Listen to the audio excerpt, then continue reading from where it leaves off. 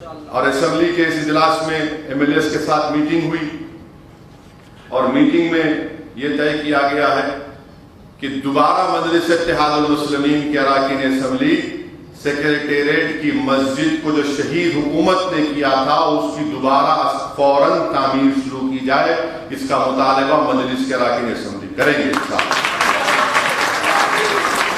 کیونکہ حکومت نے کورٹ میں بھی جواب دیا، اسمبلی میں بھی ایشورنس دیا، ہم چاہتے ہیں کہ کام شروع ہو جائے اور ہم کو کوئی اعتراض نہیں ہے۔ چیف منسٹر، میں تو میٹنگ ابھی ہماری میٹنگ میں بولا بھی ہوں اراکین اسمبلی کے، چیف منسٹر نے یادادری میں جو مندر بنایا، لوگ بولتے ہیں کوئی 1200 کروڑ کا ہے، کوئی 2000 کروڑ کا ہے، بہت اچھا کیا بنایا آپ نے، مگر بی جے پی اپیسمنٹ کی بات نہیں کر سکے گی۔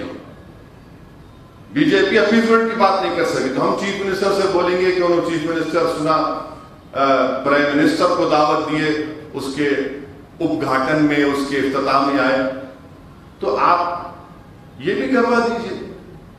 کتنے 5-6 کروڑ کی مسجد اکبر الدین اویسی صاحب نے نقشہ ہی بنا دیا ہے، تو یہ مسئلے کو اٹھایا جائے گا۔